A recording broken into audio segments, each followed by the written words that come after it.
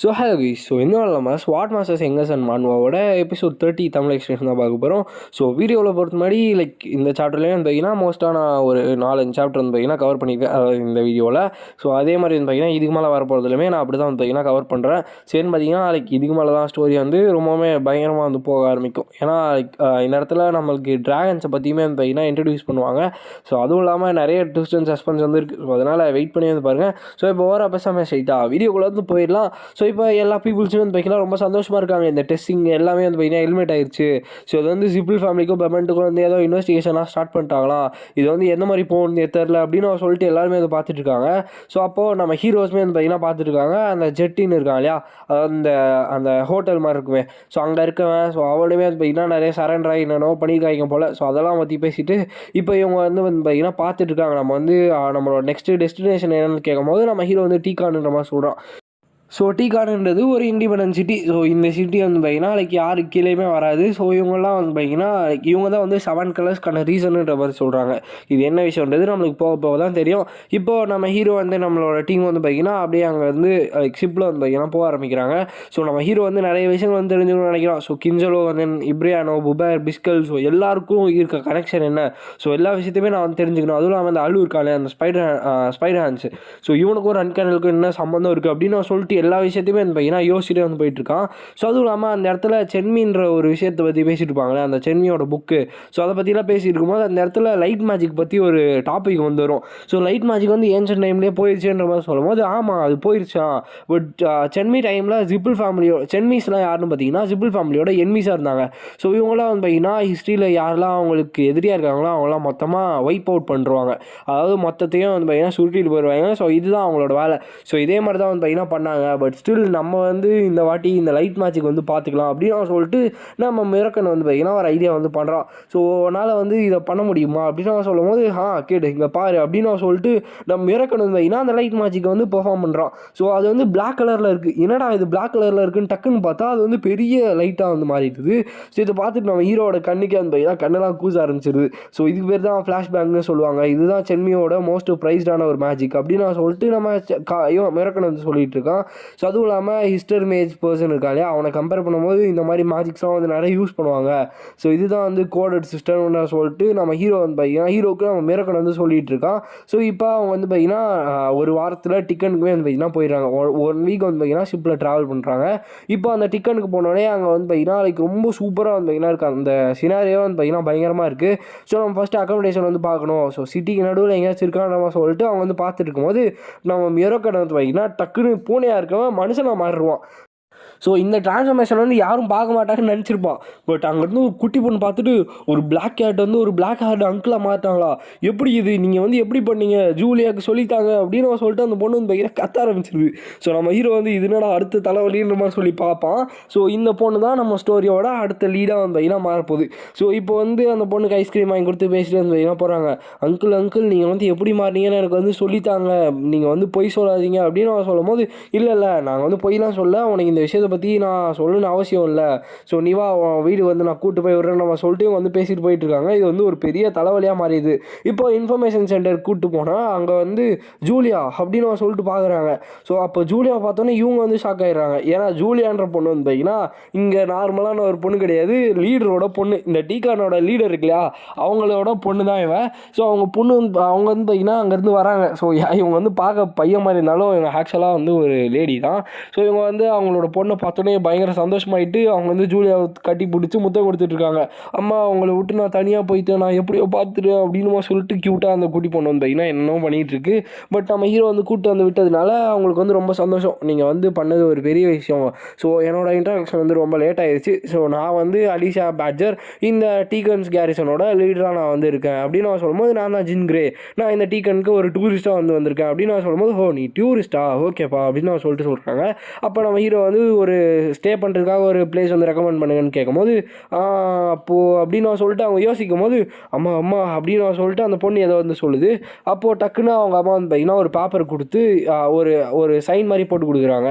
So இதுதான் வந்து பார்த்திங்கன்னா ஒரு ரெக்கமெண்டேஷன் லெட்டர் மாதிரி. ஸோ இதை எடுத்துகிட்டு போய் காமிச்சிங்கன்னா இதுக்கு வந்து நீங்கள் என்ன பண்ணாலும் சரி இதை கொடுத்தீங்கன்னா உங்களுக்கான தனி மரியாதை வந்து கொடுப்பாங்கன்ற மாதிரி சொல்லும்போது வந்து நம்ம ஹீரோவே வாங்கி வச்சுக்கிறான். ஸோ நீங்கள் என்னோட பொண்ணை வந்து காப்பாற்றுனது ரொம்பவே தேங்க்ஸ் நம்ம சொல்லி அனுப்பிச்சிடுறாங்க.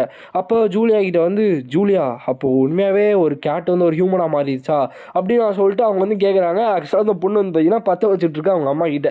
ஸோ ஏன்னா சின்ன பொண்ணு இல்லையா, அப்போ அவங்க அம்மாவுமே வந்து பார்த்திங்கன்னா யோசிச்சுட்டு சரிப்பா நீ வந்து ஒரு நல்ல வேலை தான் பண்ணியிருக்க, பட் இந்த மாதிரி மற்றவங்களோட சீக்ரெட்லாம் தெரிஞ்சுக்கக்கூடாது அப்படின்னு நான் சொல்லிட்டு அவங்க வந்து யோசிக்கிறாங்க. ட்ரான்ஸ்ஃபார்ம் ஆகிருக்குன்னா இந்த விஷயங்களை ட்ராகனால் மட்டும்தான் பண்ண முடியும் அப்படின்னு நான் சொல்லிட்டு அவங்க வந்து யோசிக்கிறாங்க.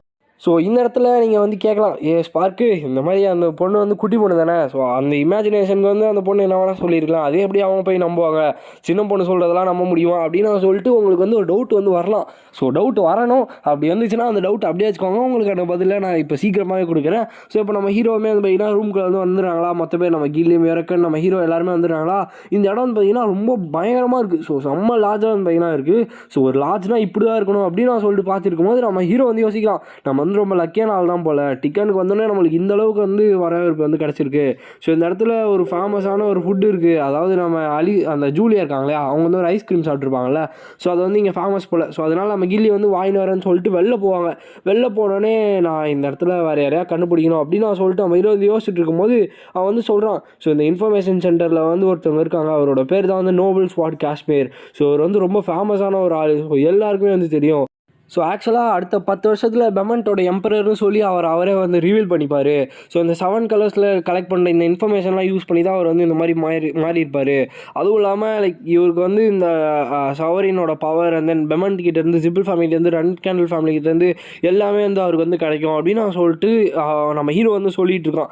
ஸோ அவர் வந்து ரொம்ப மெட்டிகுலஸான ஒரு பர்சன் அப்படின்னு நம்ம சொல்லிட்டுலாம் சொல்லிகிட்டு இருக்கும் போது அந்த ப்ராப்ளம் என்னென்னா நான் எப்படி வந்து அவரை வந்து அப்ரோச் பண்ண போகிறேன் அப்படின்னு பார்த்துட்டு அடுத்த செகண்டே கில்லி வந்து ஓடி வராங்க.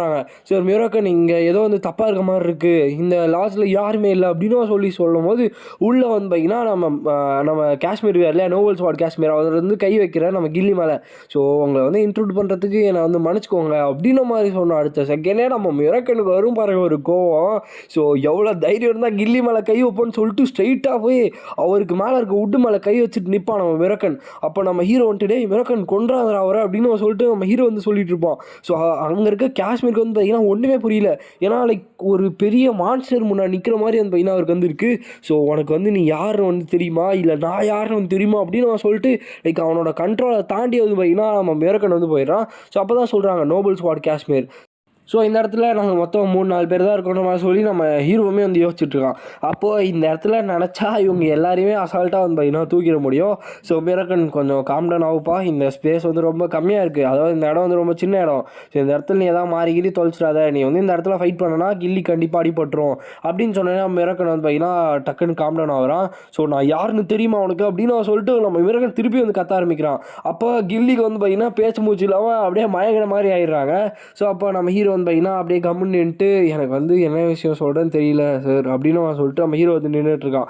ஸோ இந்த இடத்துல அத்தாரிட்டிஸ் வந்து இந்த இடத்துல எதுவும் இல்லைனா சார் நீங்கள் தான் வந்து நோபல் ஸ்வாட் காஷ்மீர் அவர் தானே அப்படின்னு நான் சொல்லிட்டு நம்ம ஹீரோ வந்து சொல்லும் போது நான் அவங்கள பற்றி நிறைய விஷயங்கள் வந்து கேள்விப்பட்டிருக்கேன், உங்களோட ரெப்புடேஷன் பற்றி எனக்கு வந்து தெரியும் அப்படின்னு நான் சொல்லிட்டு நம்ம ஹீரோ வந்து அவர்கிட்ட வந்து பேசுகிறான். அப்போ அவர் வந்து யங் மாஸ்டர் உங்களுக்கு எப்படி என்னோட பேர் வந்து தெரியும் அப்படின்னு நான் சொல்லும் போது நான் வந்து என்னை பற்றி நான் இன்ட்ரடியூஸ் பண்ணலை, ஸோ என்னோட பேர் ஜின்ரன் கேண்டல் அப்படின்னு நான் சொல்லிட்டு நம்ம ஹீரோ வந்து சொல்லும் போது நீ ஏன்னா உன் பேர் வந்து ரிவீல் பண்ணுறோம் நம்ம சொல்லிட்டு நம்ம மிராக்கன் வந்து யோசிக்கிறோம்.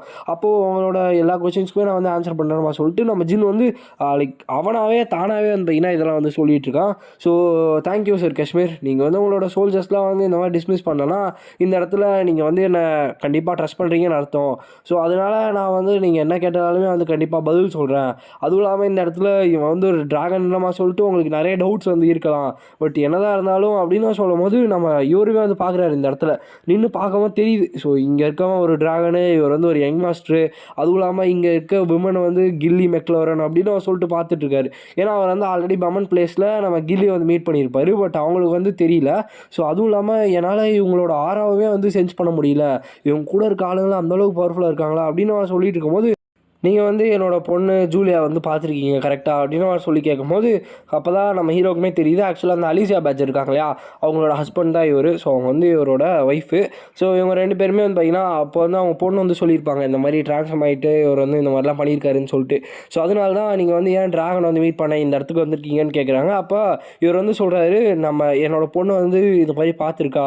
ஸோ நீங்கள் வந்து உங்களுக்கு வந்து டவுட் வரலாம், இந்த மாதிரி சின்ன பொண்ணு சொல்கிற விஷயங்கள்லாம் எப்படி நம்புறது அப்படின்னு நான் சொல்லிட்டு. ஸோ உங்களுக்கு ஞாபகம் இருக்கா, இதே கொஸ்டின் தான் நான் கொஞ்ச நேரத்துக்கு முன்னாடி சொன்னேன், எப்படா ஒரு சின்ன பொண்ணு சொல்கிறத நம்ப முடியும்னு சொல்லிட்டு.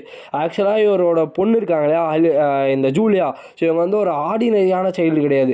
இவங்களுமே வந்து பார்த்திங்கன்னா ஒரு கான்ட்ராக்டர் தான். ஸோ அஸ்மில்ன்ற ஒரு ட்ராகனோட கான்ட்ராக்டராக வந்து பார்த்திங்கன்னா இருப்பாங்க. அதாவது ட்ராகன் இல்லை, ஒரு காட் ஆஃப் சைட்டோட ஒரு கான்ட்ராக்டராக இருப்பாங்க.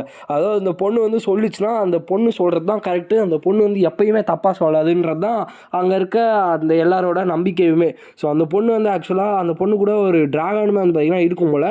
இப்போ டக்குன்னு நம்ம மிரக்கன் வந்து கேட்குறான், அப்போது கண்டிப்பாக வந்து ஒரு கான்ட்ராக்டர் இருந்தால் அவள் கூட ஒரு ட்ராகன் இருக்குமே, அது எங்கே அப்படின்னு அவர் சொல்லி கேட்கும்போது அந்த ட்ராகன் வந்து சின்ன வயசாக இருக்கும் போதே தொலைஞ்சு போயிடுச்சு.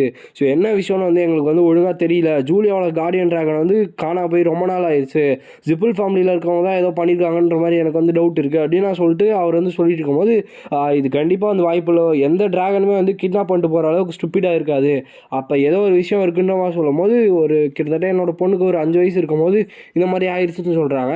அப்போ அஸ்மிலோட கான்ட்ராக்டர் வந்து யாராவது தூக்கிட்டு போயிட்டாங்கன்னா அப்போது கண்டிப்பாக அவங்களோட டாக்டருக்கு வந்து பார்த்திங்கன்னா ஒரு பெரிய பிரச்சனை வரப்போகுதுன்னு நம்ம சொல்லிட்டு நம்ம ஹீரோ கிட்ட வந்து சொல்கிறாரு.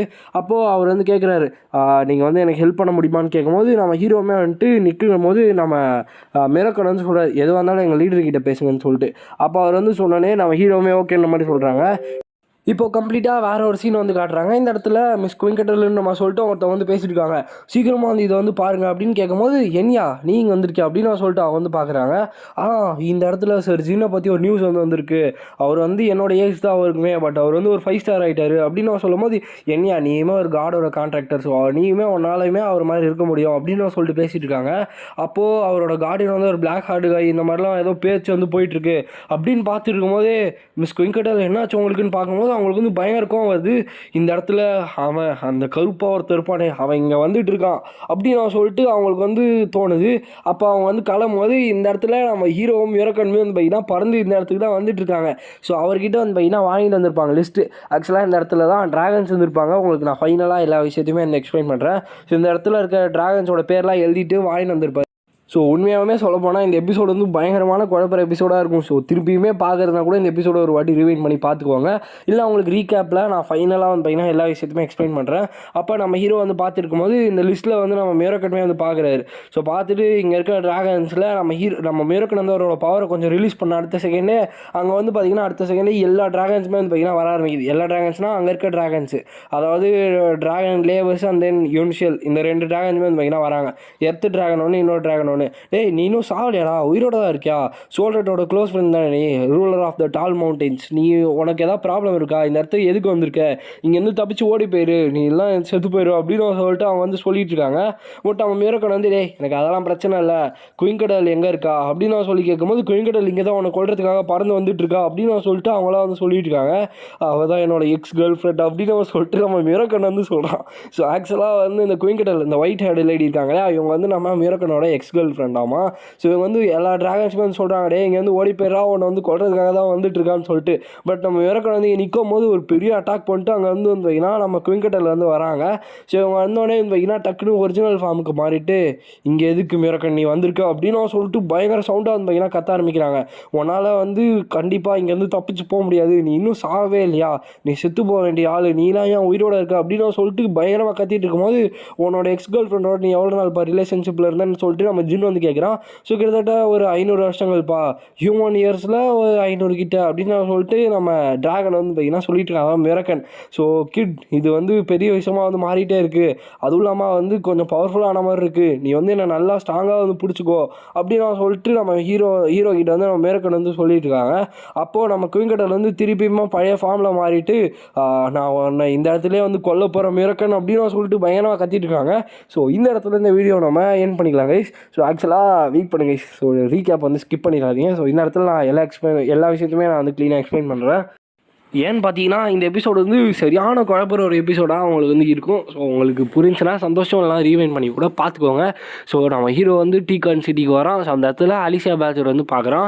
ஸோ அலிஷா பேச்சர் யாருன்னு பார்த்தீங்கன்னா நம்ம நோபல் ஸ்வாட் காஷ்மீர் இருக்கார்லையே அவரோட ஒய்ஃப் தான். ஸோ அவங்க வந்து பார்த்தீங்கன்னா இந்த மாதிரி ஒரு ரூம் வந்து கொடுக்குறாங்க. ஸோ அங்கே போய் தங்கும் போது இந்த மாதிரி நோபல் காஷ்மீர் இருக்கார் இல்லையா, அவர் வந்து வர நோபல் ஸ்வாட் காஷ்மீர் வந்து நம்ம ஹீரோ வந்து விசாரிக்கும் போது நம்ம ஹீரோ வந்து கேட்குறான். இந்த மாதிரி கேட்கும்போது அந்த பொண்ணு இருக்கா இல்லையா, அவள் தான் நான் பார்த்துருப்பான் இந்த விஷயங்களை. ஸோ அப்போ அந்த பொண்ணு வந்து சொன்னான்ற மாதிரி சொல்லிட்டு அவங்க வந்து சொல்கிறாங்க. அதுவும் இல்லாமல் அஸ்மில்ன்ற ஒரு காடோட கான்ட்ராக்டருன்றதுனால வர வழியில் நம்பி தான் ஆகணும். அப்போது ஒரு கான்ட்ராக்டர்னால் அவங்க கூட வந்து கண்டிப்பாக ட்ராகன்ஸ் வந்து இருந்து தான் ஆகணும். ஸோ அதுதான் இந்த வேர்ல்டோட ஒரு ரூல். அப்படி பார்த்தா நம்ம ஹீரோ கூடயுமே ஒரு ட்ராகன் இருக்கா இல்லையா, மிரக்கன். ஸோ இதே மாதிரி அஸ்மில் கூடயுமே ஒரு ட்ராகன் வந்து இருக்கும். பட் இது வந்து சின்ன வயசாக இருக்கும் போதே அந்த ட்ராகன் வந்து காணாமல் போயிடுச்சு. அப்போ நம்ம மிரக்கனுக்கு வந்து டவுட் வர்றது என்னன்னு பார்த்தீங்கன்னா, எந்த ட்ராகனுமே வந்து கிட்னாப் பண்ணிட்டு போகிற அளவுக்கு ஒரு முட்டாளாக வந்து இருக்காது. அப்போ ஏதோ ஒரு விஷயம் வந்து இந்த இடத்துல தடுக்குது அப்படின்னு நான் சொல்லிட்டு நம்ம மிரக்கன் வந்து பார்க்கும்போது அப்போ ஆக்சுவலாக ஜிப்பிள் ஃபேமிலியிலேருந்து தான் கடத்திட்டு போயிருக்காங்கன்ற மாதிரி ஒரு கன்க்ளூஷன் வந்து வராங்க. அப்போ இந்த ட்ராகனை கண்டுபிடிக்கணும்னா ஃபஸ்ட்டு ட்ராகன்ஸ் கிட்ட தான் வந்து கேட்கணும். அப்போ அந்த பெவண்ட் ஏரியாவில் இருக்க ட்ராகன்ஸை வந்து பார்க்கறதுக்காக அவர்கிட்ட வந்து கேட்குறாங்க. அவர் வந்து ஒரு லிஸ்ட் வந்து கொடுக்குறாரு. அந்த இடத்துல இருக்க ட்ராகன்ஸோட லிஸ்ட்டு. அந்த இடத்துல தான் நம்ம மிஸ் வெங்கடலும் இருப்பாங்க. அது எர்த் ட்ராகன் அந்த என்சிஎஸ்லாம் இருக்கும் இல்லையா, லேபிளா என்சிஎஸ் இவங்களாம். ஸோ இவங்களாம் அந்த இடத்துல தான் இருப்பாங்க. இவங்ககிட்ட வந்து இந்த விஷயங்களை பற்றி எக்ஸ்பிளைன் பண்ணுறதுக்காக விசாரிக்கிறதுக்காக வந்து பார்த்தீங்கன்னா போயிருப்பாங்க, ஒரு இன்வெஸ்டிகேஷன் பண்ணலான்றதுக்காக. ஏன்னா ஒரு ட்ராகன் வந்து எதாச்சுன்னா மற்ற பக்கத்தில் இருக்க ட்ராகன்ஸ் வந்து தெரியுங்களா.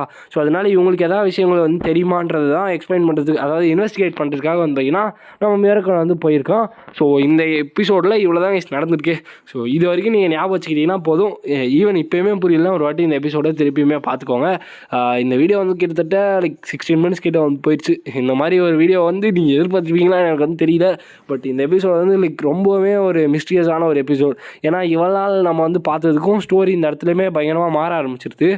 ஏன்னா நம்ம எல்லாருமே நினச்சது என்னென்னா மிரக்கன் மட்டும்தான் ஒரு ட்ராகன் நம்ம சொல்லிட்டு நான் நினச்சேன் ஆக்சுவலாக. பட் இந்த இடத்துல இன்னுமே நிறைய ட்ராகன்ஸ் வந்து இருக்குது. எனக்குமே சர்ப்ரைசிங்காக இருந்துச்சு. அதுவும் இல்லாமல் லைக் தேவையில்லாத இன்ஃபர்மேஷன்ஸ் வந்து நான் கட் பண்ணிட்டேன். ஸோ இந்த விஷயத்தை வந்து நல்லா நோட் பண்ணிக்கோங்க. என்னால் ரொம்ப நேரம் எக்ஸ்பிளைன்மே வந்து பண்ண முடியல. எனக்கு வந்து ஆக்சுவலாக உடம்பு முடியல. ஸோ அதனால வந்து அதனால தான் வீடியோஸுமே வந்து டிலே ஆகுது வரதுக்கு. ஸோ அதனால தான் என்னால் அந்தளவுக்கு எக்ஸ்பிளைன்மே வந்து பண்ண முடியல. மேபி ஏதாச்சும் ஒரு இடத்துல லைக் ரொம்ப வளரி கொட்டித்தனா என்னை வந்து மன்னிச்சிக்கோங்க. ஸோ இந்த எபிசோடு உங்களுக்கு பிடிச்சிருக்குன்னு நினைக்கிறேன். ஸோ பிடிச்சிருந்துச்சுன்னா லைக் பண்ண நம்ம சேனலை வந்து சப்ஸ்கிரைப் பண்ணிக்கோங்க. ஸோ நெக்ஸ்ட் உங்களுக்கு மீட் பண்ணுறேன். So bye guys.